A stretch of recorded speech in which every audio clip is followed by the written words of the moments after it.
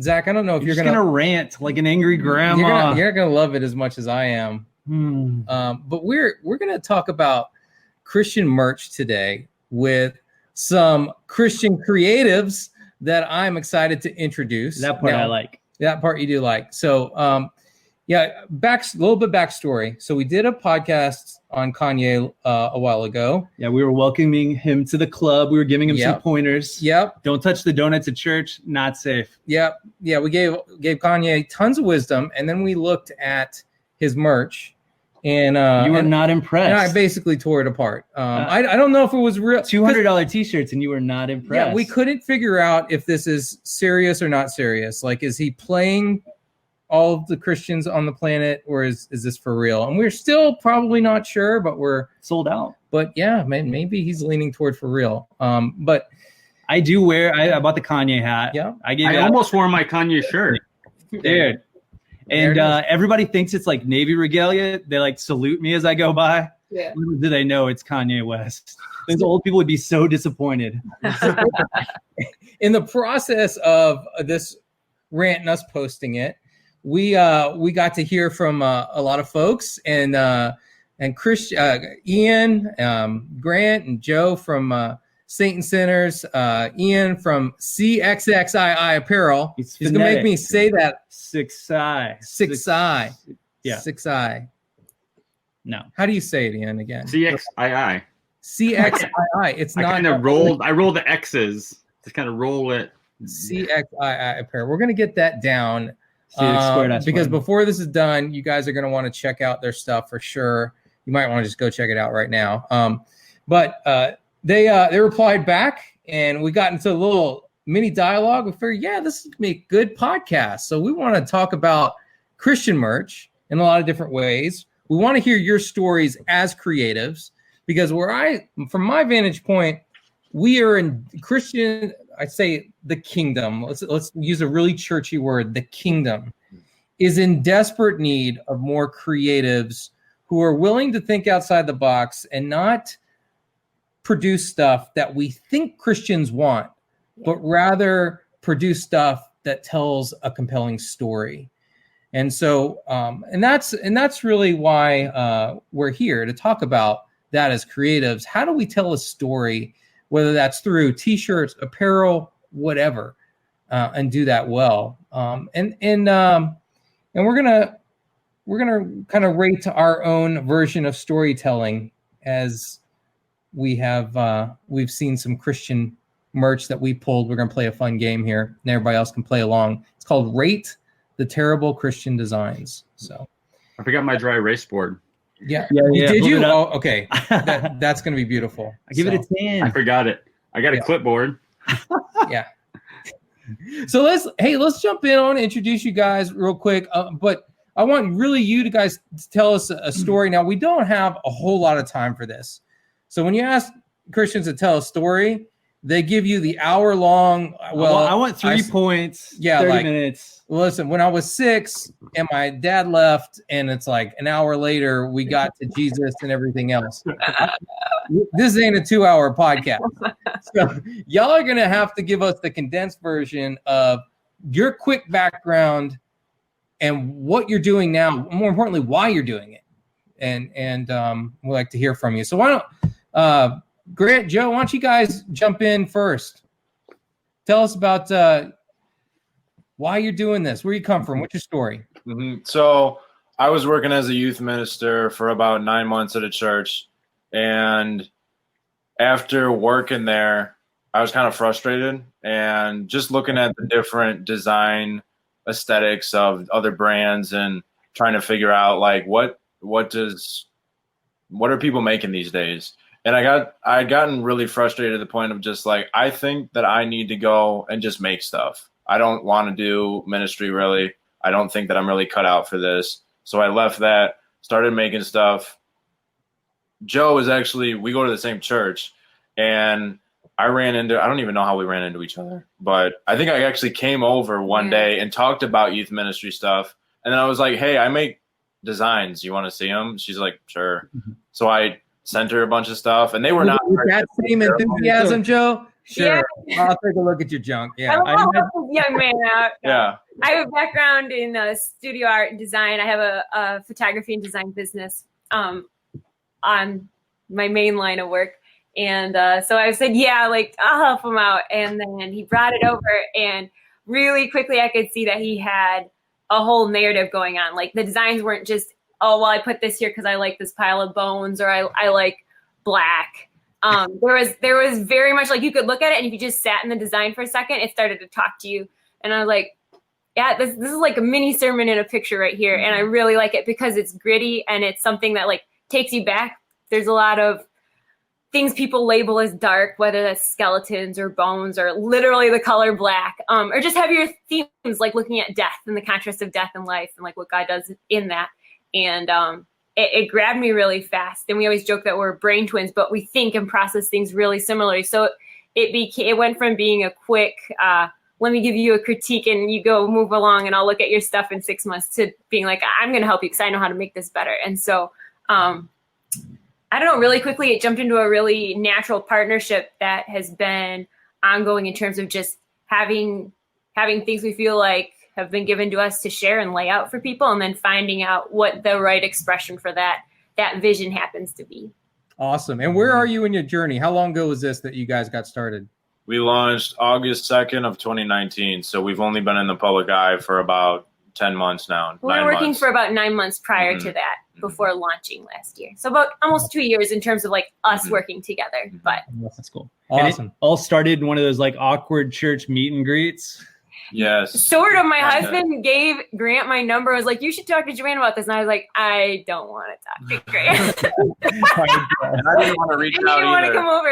And he came over and we sat in my living room and talked for like 3 hours. It was just like, it went very quickly from just being like details about life to just like, man, this is what God's saying to me. And I think we both, I say like in churchy words, we hear God similarly, but it's, I don't know, just like that unique space where you're like, yeah, this is something important. And this is a way that I hadn't thought to say it before, but I want to say it this way. And I think there's a big gap in Christian art, if you want to throw that out as a genre, where there's real thought behind it, and intention. And I think there's such a big missing place. There's lots of #blessed shirts, and it doesn't tell you anything. It doesn't make you think anything. You don't leave change because you stopped and thought about being blessed. So it's like, just like that place of like wanting to hit on some big thoughts and some things that would make people think. I think would be a big heart of what we're working towards. What makes us excited. Yeah. Love it. All right. Before we end the this clip podcast with you guys, I got to make sure, I want to circle back around to you guys and both Ian, because we have a lot of creatives that follow us, and I want you to be thinking about some advice or tips that you would give to anybody who feels like they have something they want to create and they're not just sure how to get started. Should they get started? What's the toughest part of just getting started? So we'll circle around to that again. What? Here's my one tip. Okay. So the website, not a typo, is saintsxsinners.co. That's cool. So take note. Otherwise, you will not find their merch. not a whole lot of merch at all, actually. Yeah. Wow. Dope. So I'm excited to unpack everything you guys just said a lot more. Yeah. So Ian, tell us your story, man. Well, my name is Ian. I run CXI Apparel.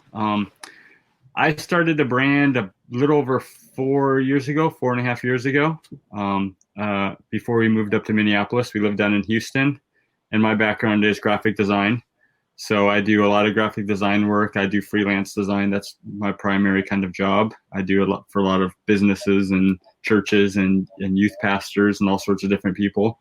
And one of my close friends that lived down in Houston, named Jesse, he's actually a DJ down there. His handle is DJ Overflow. Shout out to him. I helped him with a lot of his design work, and we became really good friends. And through that process of becoming friends, we'd have go get breakfast and Saturday mornings and stuff like that and hang out. And one day he just kind of, while we were talking, just popped the question. He's like, Ian, what are you passionate about? I'm like, what do you mean? And just through the conversation, he's like, well, as a DJ, like I'm always producing stuff for other people, doing this song for this person, this song for this person. I'm always helping all these other people, helping these ministries out. But in doing all that, I need to make time for myself to hone my craft and do something that I love and that keeps me motivated and driven as a DJ and as a producer. And so he spends an hour, 2 hours each night working on his own music, working on honing his own craft and being creative in his own mind without someone hovering over his shoulder telling him, like, what are you doing? What are you doing? Why are you doing this? And he kind of challenged me that day to like sit down and pray about what I'm passionate about, like start painting, do fine art stuff, just do something that would really kind of push me as a creative outside of just doing stuff for all these other individuals and businesses and youth pastors. So I was like, okay. And through the course of a month and a half, this was like around Christmas time. And finally, I looked in my closet, looked in my drawers, like, man, I'm supporting a lot of other apparel brands and I like them, but I saw that there was kind of a unifying theme across all these brands. And it is all they cared about is really promoting their logo and their brand. Mm-hmm. Like there was very little, like they were saying, Saints and Sinners were saying, like there's very little creativity put into the thought behind, hey, I could put XYZ Apparel Co. on a shirt in 200 different forms and fashions and styles and sell that all day long. And so I just kind of started this unpacking this idea of like, what would a brand look like that didn't promote their name, didn't promote their brand, that didn't have a logo on a shirt, that just had a message on the shirt and nothing more, nothing less. And so the first year was kind of a rough year, worked with some individuals that really didn't see the eye to eye to me in the business sense and what I wanted to do. And then we found out as a family we were moving to Minneapolis. And so I kind of had to put it on the back burner, but during the whole time I was just doing a business plan, like, okay, God, where do you see this going? And I had designs already in mind that we kind of played with and started unpacking more of the ideas. And it was pretty basic at first, just in everything going. Started with zero money. And that's what the amazing thing is literally we're a zero debt company. Like when we started as a company, we had $800 that was gifted to us through a GoFundMe campaign thing. And we have yet to put a penny of my own money or my family's money into it. So like just the idea of just unpacking, and CXI Apparel has allowed me over the course of 4 years to develop amazing relationships, network with some amazing artists and people within industry, pastors, youth pastors, tattoo artists that we love to reach out to and do work with, that really have allowed me to be creative and share my story, share their story, and share what they're passionate about. And then I challenge them as individuals to like, do something you do. Don't just be a tattoo artist and do all this other people's work. Sit down and work on something that you love and something that you're passionate about. So that's kind of had the whole basis. And the name, we made the name because we didn't, as a Christian apparel brand, we didn't want to have the cliche Christian apparel name, like Blessed Co, like this, like we wanted to have a name that I could put on any banner because we support action sports, we support all this, where people are like, hey, what's CXI Apparel? And allow us to then show what we're about, our true nature and what we're about, not like hide it, but just be the generic, generalized logo that people see if it's like on a banner or a poster or backdrop or whatever, and people are like, oh, what's CXI Apparel? Then you get to tell them your story and what you're about. So yeah. Did you consider something in Hebrew? There was, I threw around quite a few ideas, and like I said, like this one just stuck for some reason. The Romans 12:2 verse that do not conform but be transformed by the renewing of your mind, that was one of my favorite verses growing up. Like just because I've had that always, like don't, like growing up in the church, growing up with like a modest Christian family, like even though I was not modest, I was the outlier type kid where I listened to metal, I skateboarded, went to the punk rock shows, hung out with the kids who smoked pot, ran around, did stupid stuff, like, and was able to then minister to them. And so I wanted to have something that just kind of like our saying, like be transformed. And we used a nonconformist tagline quite a bit in some of our posts and some of the things that we make. So we don't want people to like conform, just like you guys, like you're misfits. So what that was our initial advice to Kanye, was like, don't conform to the ways of this world, but don't conform to Christian culture either. Like, could you imagine Kanye releasing a Blessed Up album or, you know, some #blessed merch? Like, be true to how God's wired you and who he wants to connect you with, because he has specific people just for you. That sounds a lot like ministry, like what you guys are all doing. That sounds a lot like ministry to me. Mm-hmm. Yeah, real question. Ian, how much would you pay Zach to tattoo CXII on his ass? I don't know about that. Like I said, we do work with a lot of tattoo artists. We do get people reaching out to us when we release a new tattoo design, and they do get the tattoos done. We've had some of them do get kind of sketchy and we feel bad, and I feel bad for the actual creator of it, because they're like, oh, I'd love to do this. And then they send me a picture and I sent them, they're like, man, they did a hack job that like, I really wish that they would have like came to me to get that done. Like that guy kind of screwed up the hand. It's kind of wonky, or he didn't shade it correctly.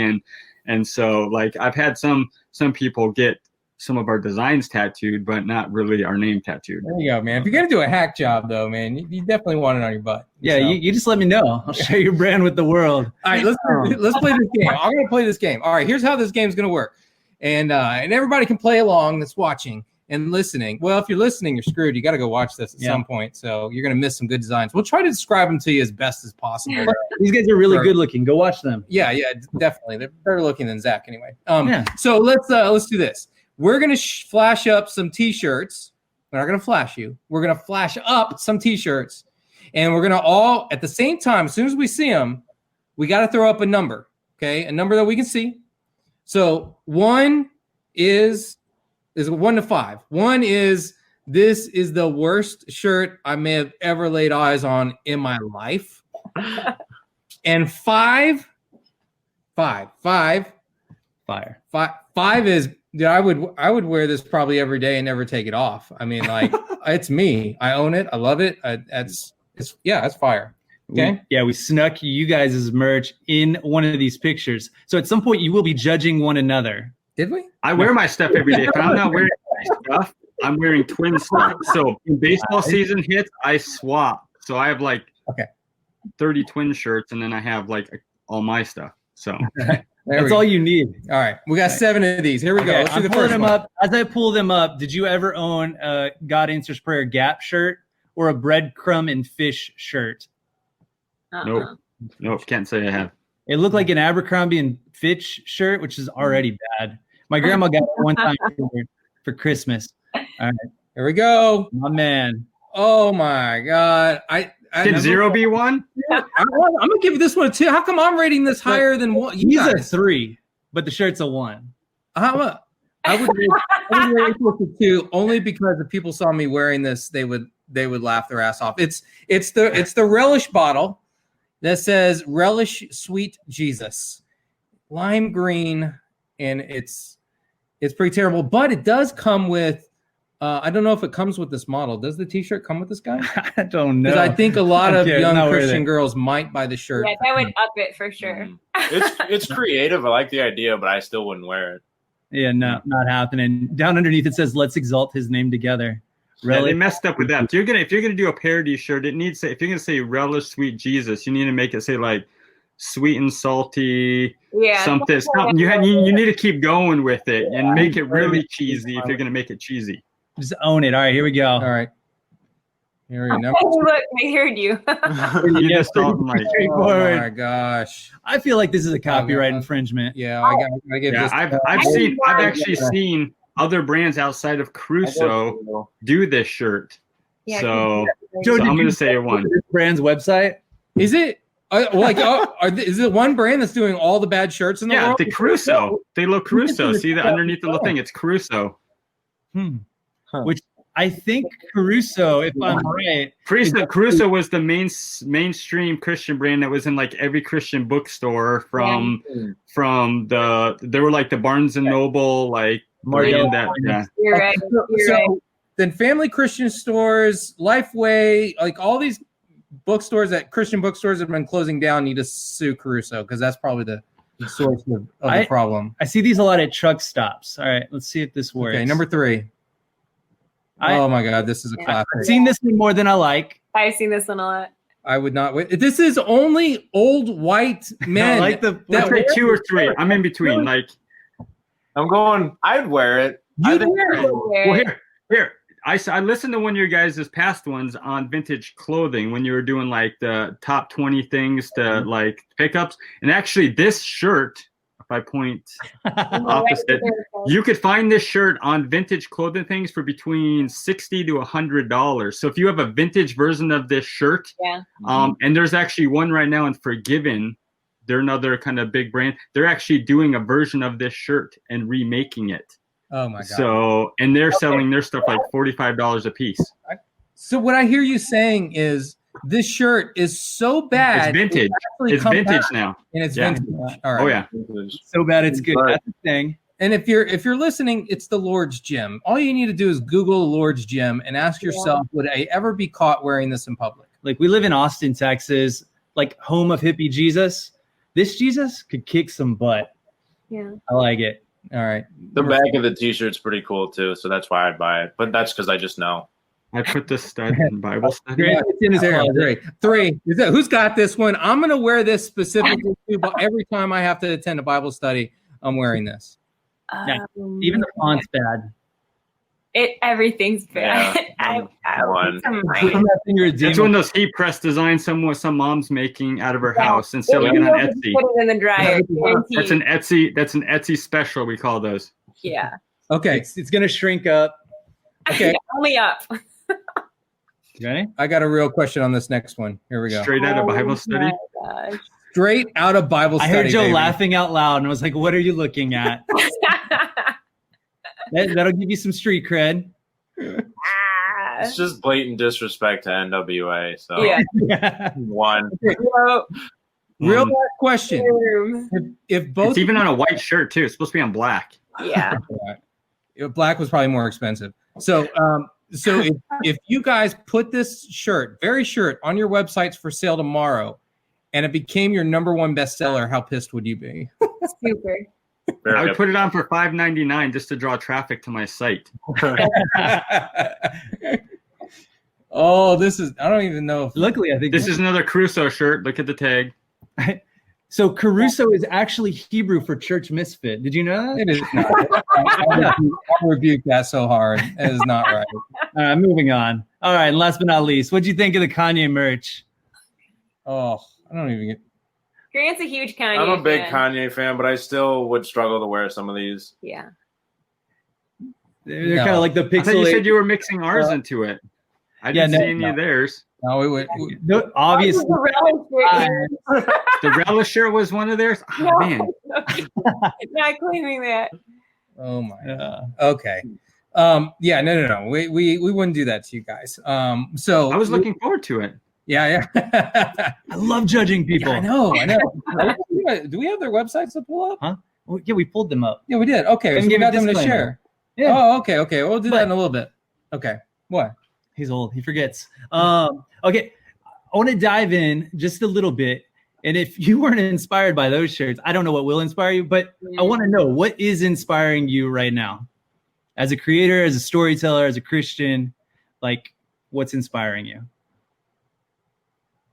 Who wants to go first? like dead air. I'll go first. I think for me, the stuff that inspires me the most is just, I guess, sitting down with people and talking to them on like what some people like. Like we kind of revolve a little bit around street culture. We see what's trending in, I guess, the general marketplace, colors, all the stuff like that. Like, so we don't like gravitate towards a specific look or specific style. Like all our shirts aren't black, but we do, like I said, we support tattoo artists and we support other artists and other means and other styles, the skate industry. And so what I look for is just what people like and what people sometimes gravitate towards and how I could put my creative spin on things. And just make it so that I like it and I would wear it. And I kind of tell myself that, and I'm kind of my own worst critic. And if I'm not going to wear this shirt, then I wouldn't really expect someone else to wear this shirt. So I kind of put that in my narrative and in my dialogue and in my head. So when I'm kind of coming up with new concepts and ideas, and a lot of times for me, the concepts and ideas has come from like honestly listening and been reading through the word.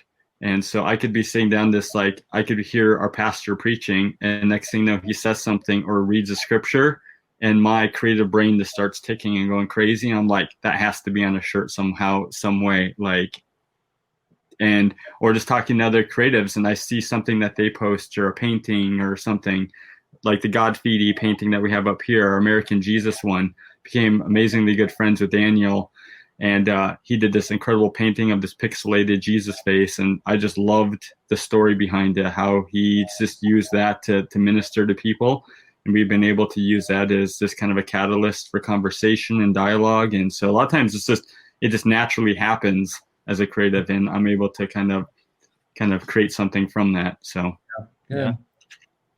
Grant, Joe, how about you guys? What's inspiring you guys right now? Yeah, so our inspiration, like the way that we look at it, is we always just grab like a theme and then we run with it. Our first collection was based off of Ezekiel 37, the vision of the valley of the dry bones. And our second collection was based off of death. So it was like we took really dark elements and then we insert the gospel into them. And so when it comes down to finding inspiration or whatever inspires us, like, we just kind of move and we just kind of make stuff. And a lot of what we do is we look through references, we look through different art eras. I mean, our first two collections were based heavily off of the Baroque and the Renaissance era. Yeah. I mean, we'll take days and we'll go to museums. We sit and we look through art archives and references, and we make mood boards and everything. Like, we're just constantly churning stuff out and making stuff. And it's just like, once we look at it, it's like, oh, we see a theme here. Now let's pursue that. So that's how we look at it. And a lot of the stuff that we do make is really just kind of dark. So that's kind of, if we had to put like something like, this is our inspiration, dark things. So, but to be a little more specific in the dark things, I would say we both listen to a wide variety of music. I listen to a ton of podcasts, and I read a lot. Grant does as well. And so it's like a lot of times it's kind of just the own things that like we read or take that maybe I heard, but he didn't, or he read and I hadn't checked it out yet. But just like thoughts that like really hit you and you keep coming back to me, like there's something there. I got to dig it out. I got to figure it out. And so then it's kind of going back and forth and chewing on them a little bit to see what's buried in there. Cause I think there's so many aspects of life where people just write off something as, well, that's just dark, or that's a bad worldview, or that's, whatever label you want to throw into it. But it's like, if God is the creator of everything, then there's a right expression for everything that exists. But we've wrecked it, or we've lost it. We've lost connecting with what his intention was for it. And so, like Grant said, our last collection was just all on death, but we focused on it with the Latin phrase memento mori. And that's talking about remembering that you're mortal. You are going to die. You have a finite amount of time here. What are you going to do with it? And there's just any number of things that, like, from talking about that, like, how do you make the most of your time? How do you put a value on what God's done for you with the fact that you do have only a limited time here in an imperfect world? Or, there's a million angles you can take on it. And talking through those have pulled out so many ideas. And like, I would say the collection is just a fraction of what we created in response to it, but it was like the best parts or the thoughts that we could convey the most clearly right now, or at this point, Yeah. I've tried to celebrate Lent 2 years in a row. The first year my grandma died, and it was terrible. Yeah. The second year my dog died. True story. But there is something about like focusing on death to really realize, like, what does it mean to live? Yeah. And I hate that it takes death to really learn that lesson. Mm-hmm. I don't know. Okay, so I'll share mine. And I'd like to hear like a song or a podcast or a video that you're like, you've got to watch this. So be thinking. There's a brand called Mischief. They did the Jesus shoes. Have you guys seen those guys? Yeah. They just put out a lot of viral drops, like viral content. Super creative, not Christian. But the way that they take an idea or a concept and like bring it to life is blowing my mind.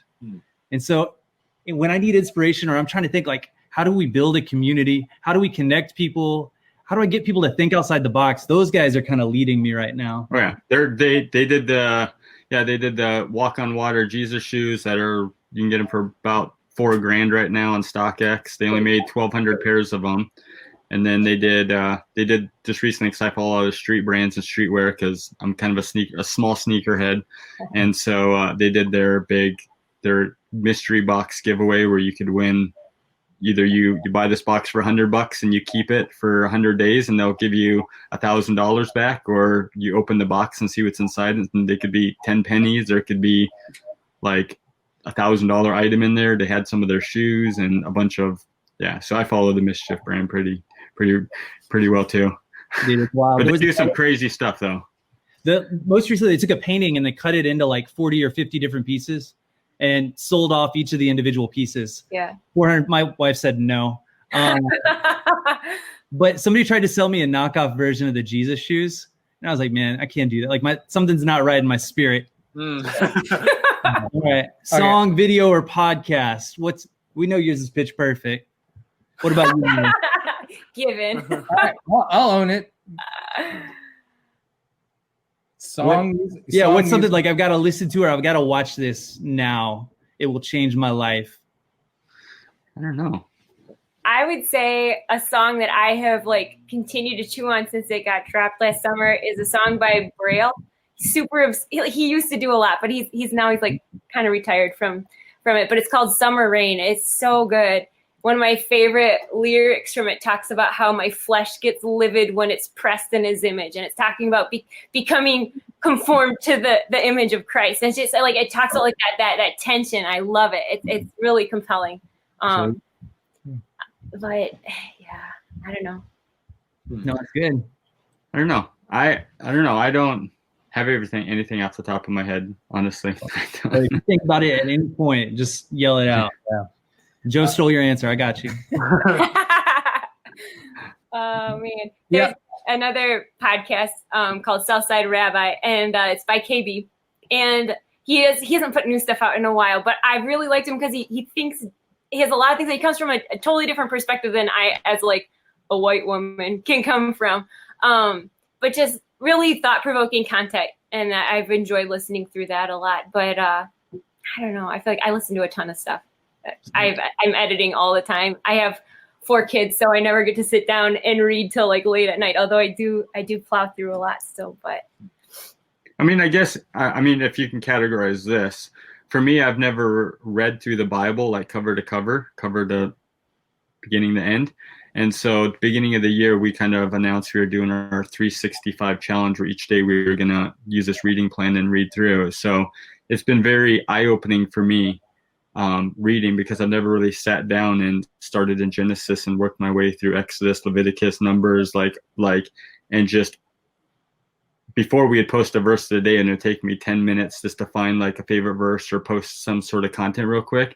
But now I'm taking intentional time, almost an hour plus a day, to read through what the 2, 3, 4 chapters that is given, and then unpacking that and presenting an idea to our page. And so sometimes it's just whatever theme, whatever idea that I think of, I read through a bunch of commentaries just to understand a lot of it too, because sometimes I'm like, oh, what's the purpose behind this? Like, I don't really understand. So I read through some commentaries to kind of see what other authors and theologians have like talked about in that particular chapter. So for me, that's been really eye-opening and allowed me to really, especially with everything going on in the world right now, just kind of process things. Yeah. Because a lot of what's going on right now has happened numerous times, and it's happened in the Old Testament, and people have struggled with different things. And so it's not really a podcast or anything like that that's really relevant, but it's been something that's a staple that we look at and we sit in church and listen to, but never really sit down and like really read chapter by chapter and really dig into it. So that's cool. Just seeing it in a new way, looking at it through a different perspective. Like, it's kind of like you said, #blessed. Like, we can get so close to a word or a story that actually loses all meaning. Yeah. So I love that, man. There's a Faith Life Bible app. There's like really good commentary. It helps me to break stuff down. Just check it out. All right, we got to get to the core of the question that and you guys can help me wrestle with this. But here's ultimately where I stand on all Christian merch, no matter how good or how bad. I personally just question the purpose, because in my mind, it can only go bad. All right, if I'm wearing anything about Jesus on my body, on my car, or I'm carrying around in my mug, then what I have done is I have put the spotlight on me. We know that everybody is all eyes on what people are wearing because they're repping what they believe, what's at their core. So let's say I'm out in public and I'm wearing my shirt and I inadvertently forget to hold the door open for the person behind me. I accidentally cut somebody off in the grocery store, but I didn't mean to. I wasn't trying to. Maybe I snap at my kids who are just going crazy and berserk. Right? Maybe they catch me talking on the phone and they hear me say something and it sounds out of context. God forbid they hear me cuss. Whatever happens, I feel like it can only go bad because then it just affirms, oh, and they're wearing a Christian shirt. I knew it. Those Christians. Now, don't get me wrong. The opposite can happen. We can wear Christian merch out there, right? And we can do loving, kind things, but those often don't get noticed or correlated with what we're wearing. And I, in the history of me ever wearing a shirt, have never been stopped and said, hey, tell me about that shirt, and gotten into a conversation about Jesus because of something I was wearing. Really? So, then you must be wearing the wrong shirts then. Yeah. If you were wearing that stud Bible set and it was about this high because it shrunk in the wash, somebody would talk. Get your belly button pierced. Yeah, I mean, like, and Zach shows up with like this hat you're wearing. What the hell is that, man? I went to an estate sale. It belonged to a dead guy. I got it for $1. See, that's what I think people would do with Christian T-shirts. Like, oh, I got an estate shirt for $1. Oh, it's a Christian shirt, man. I didn't know. Yeah, I don't know, man. It can only go bad. I don't see the good. Convince me otherwise. What is our goal? What is our ultimate goal of creating Christian merch, specifically T-shirts? What do you guys think? Yeah, I think it's part of when we started making Saints and Sinners and we actually coined the brand name as Saints and Sinners. We were so, because of where we stood as creative people in the church, we were like, we don't want to alienate just Christians and we don't want to alienate just people outside of the faith. And so it was like, how can we merge the two together? And I think a lot of our design inspiration and a lot of our design aesthetic shows that, I mean, we have two of them right now. It's like you see two elements of just real life and you see both the saint and the sinner of life. Like what you're saying, Joe, is like, yeah, you might rep this on your shirt or rep it on a bumper sticker and you cut someone off. And it's just like, that's, I think that's really that's just life. It's like, we're going to do dumb things. We're going to say dumb things, or we're going to do something that was out of line. And it's just like, but that's why the gospel is as beautiful as it is. And it's just like, yeah, I'm working on it. I'm doing really dumb stuff and I keep messing up, but it's just like, I still have a savior who went to the cross for me. And obviously, you can go all, Ian would know this, Romans, like Paul goes real hard on that stuff of like not having cheap grace or not having a cheap gospel. Don't cheapen what it is.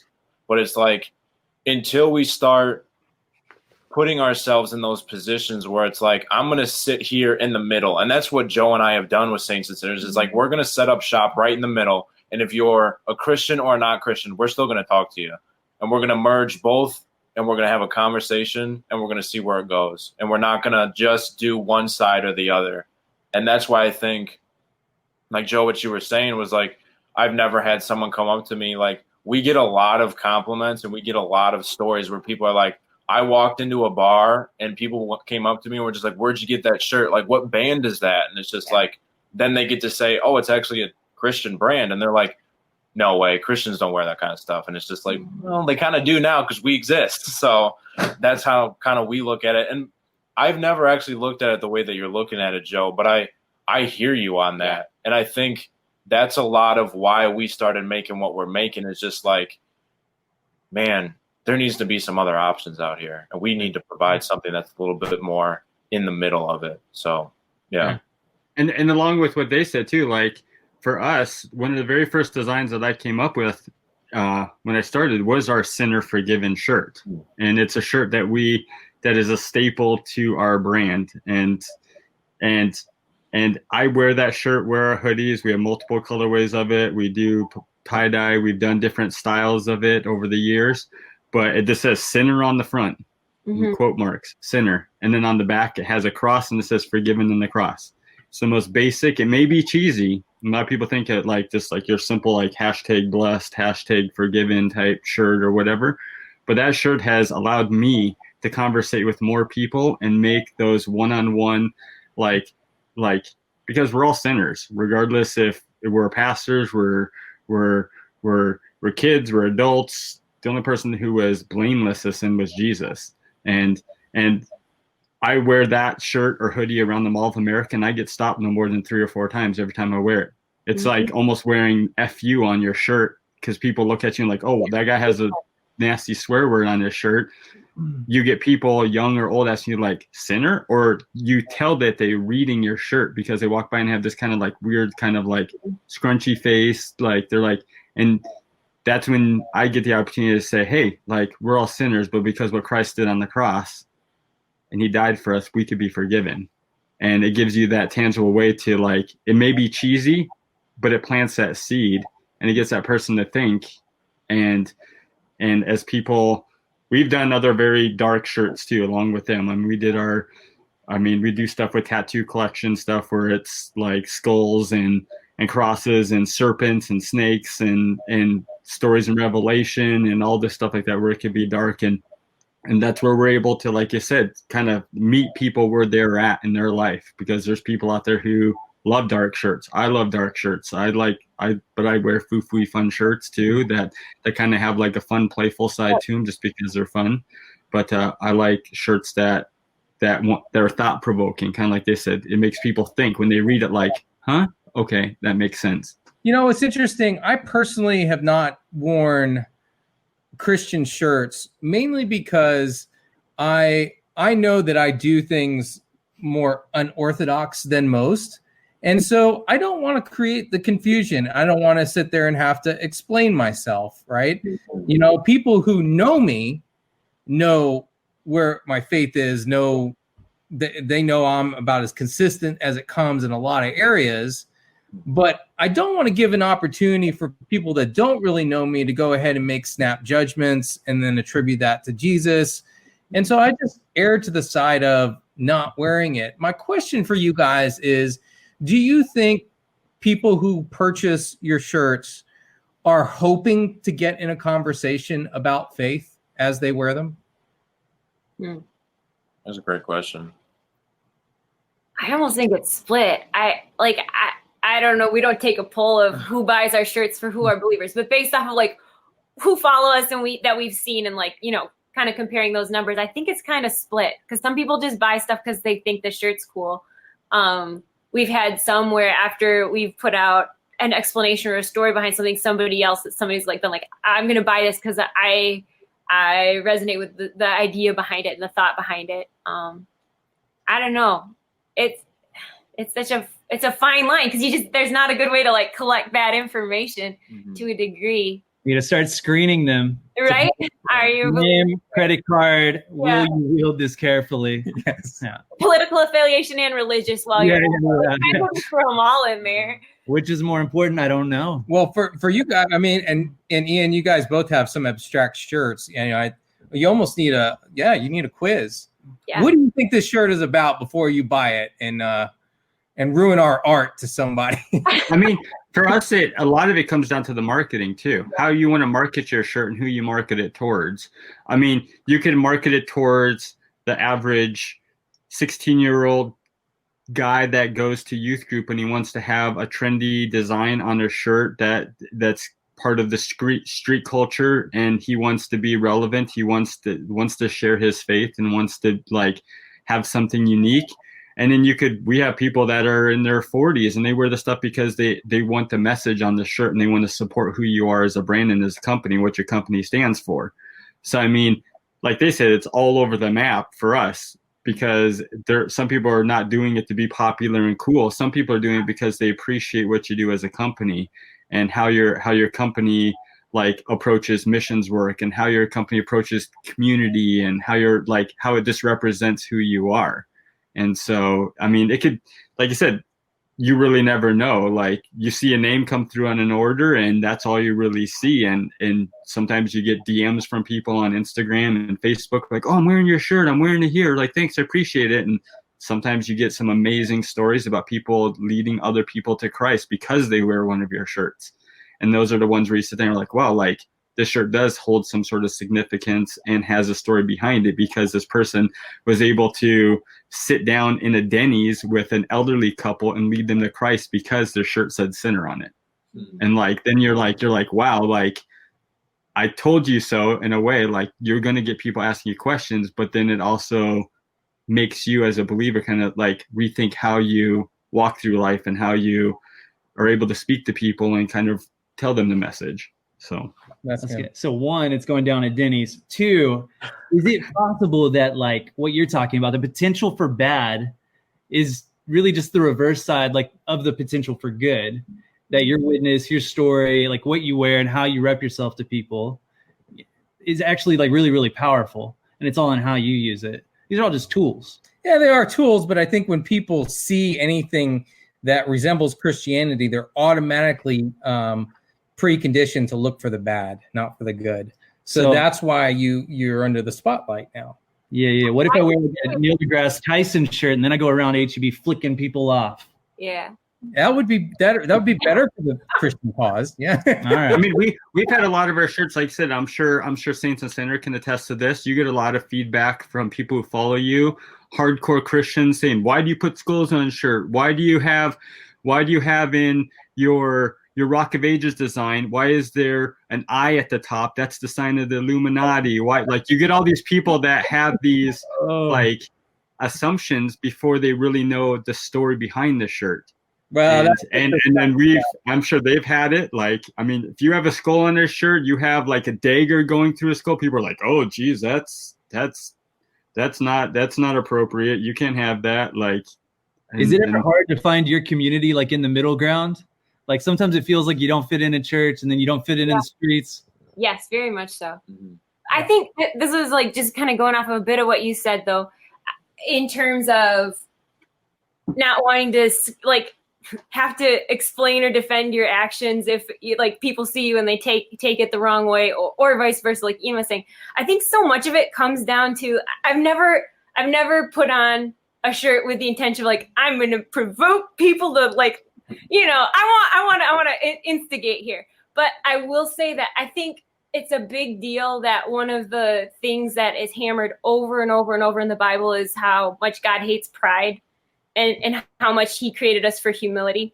And I think as believers, whether you're wearing a Jesus shirt or not, at some point, what you're doing, whether it's good or bad, is going to make people ask you why. And I think the point that I've come to in my own place, because I have never worn blessed shirts. And like, honestly, these are some of the first Christian t-shirts I've worn besides like the ones that make you sell for mission trips when you're in youth group. But they're always ugly, so who wants them? But anyway, the whole point of that is like, I can't believe the number of times people have stopped me. And then all they want to do is talk about it and like talk about like, why'd you do it this way? Or what's your response to this? And then if you say you're a believer, I'm always like, it's such a hard part because people, like you said, they automatically jump to the bad, the places they've been hurt, the Christians who've offended them. And it's a place where it's like, I can't defend everybody else and I can't apologize for everyone, but this is how my life has been so far. And here's what God's done in it. And John starts out his gospel by saying, like, we're talking to the things we've already lived out. This is my story. You can argue with Jesus or with Christians or with the devil, whatever you want to pick your fight. Somebody always has one, because like, you can't argue with what I've lived and you can't argue with that story. And so I would say not necessarily in like, this is why you should wear Christian shirts, but it's why I wear the shirts we make, is because like, this has been my real experience. I have experienced that death of things. I have experienced failure. I have experienced the end of myself. I have screwed up so much and I've experienced so much grace. And as a result, like, I don't care if we sit down in a bar and talk and you drop F-bombs every 3 minutes and then tell me how you've screwed up your fourth marriage. Like that's irrelevant, because the point, like, it's not even like on the table. Like people want to like justify actions all the time or like give a defense. And I think it's such a place to just like walk humble and people want to know why. They just do, whether you're wearing the shirt or not. But I started wearing the shirts. Well, listen, we need to wrap up, but I want to drop another question on you and make sure everybody knows where to find you guys again, especially those that are listening. But I want to thank you for being creatives that were bold enough to actually bring your idea to life. My heart breaks for so many people right now sitting on ideas, but they don't have the confidence, they don't have the support, the encouragement, someone in their corner to say, do it, you can do this, you can do this. And so to bring something from idea to life is not easy. And I love how both of you guys are in different stages in year 1, year 4 of this. And I want to encourage you to continue to push forward and really not compromise and do what you think people want.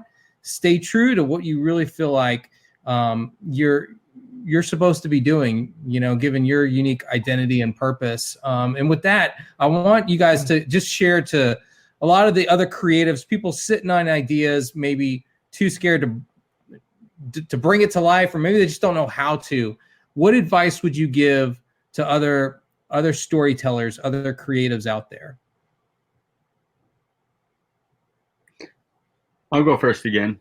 I get asked a lot because we are kind of, like I said, semi-established within, I guess, the Christian community and our online community, and we get emails and people DMing us like, hey, how can I start my own brand? How can I start this?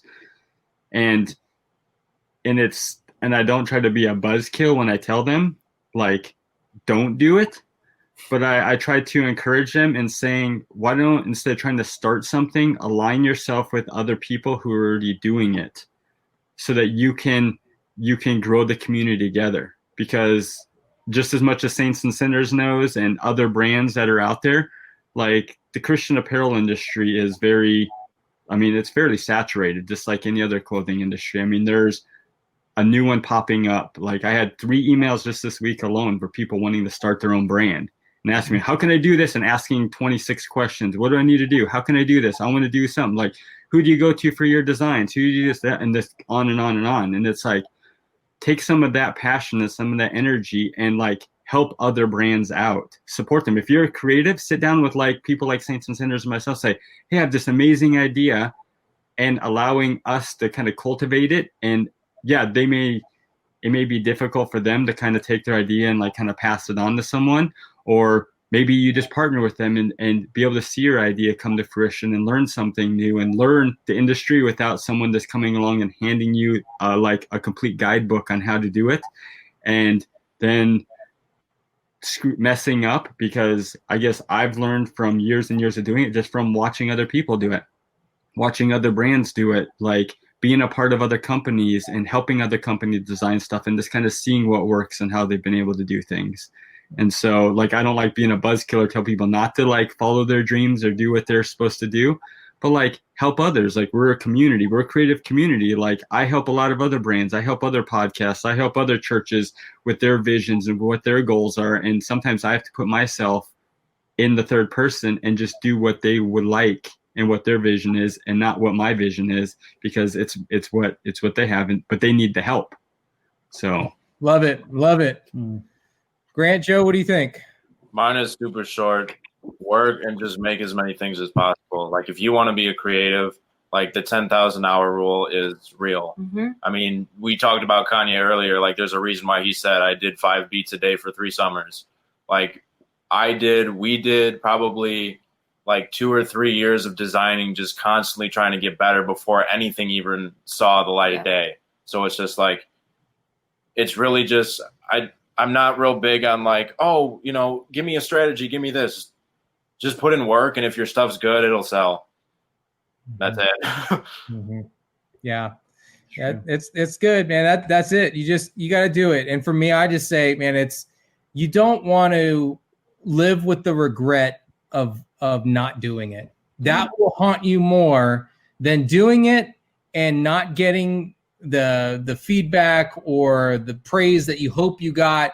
You know, anytime we create something and put it out for others, you know, it may not go well. It may not go well, but risk being rejected over living with the regret of never trying. And so I appreciate the courage and boldness you guys have to do just that on an ongoing basis. It's not easy. So how do folks who are listening, what's your preferred method of them following you guys? Instagram, Facebook, Saints and Sinners, what's y'all's handle? How do people get in touch with you?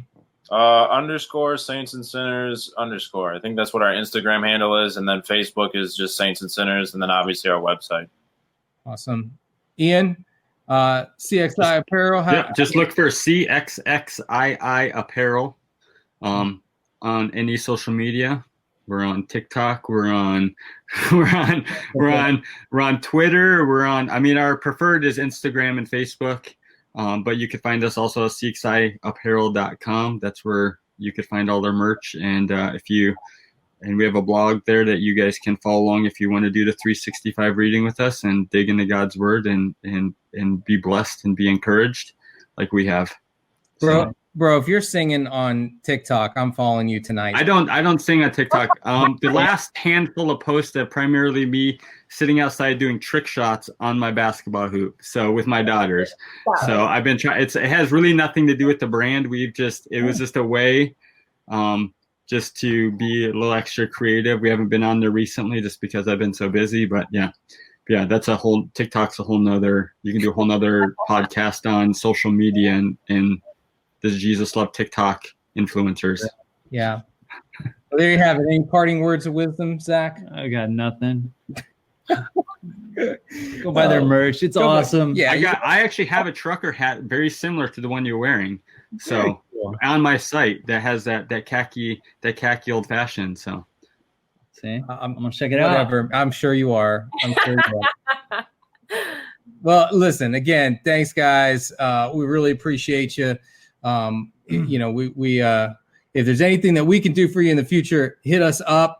And if you're listening, watching right now, you know, and you're a creative, obviously Grant, Joe, and Ian are the kind of folks that you want to reach out to. I have a feeling that they would have an honest conversation with you and give you some love and encouragement. If you have any direct questions for them, these are the kind of folks you want to hit up. So, Church Misfit community, I hope you take advantage of that and say hello to them. Drop us a comment, let you know what you think. So thank you guys for putting out the Church Misfits podcast and being real. That's what we need. More people out there who are real, that are not ashamed to be themselves and be normal people and not all churchy. Well, Zach's still working through his shame, but I'm good. That's also real. Thanks, bro.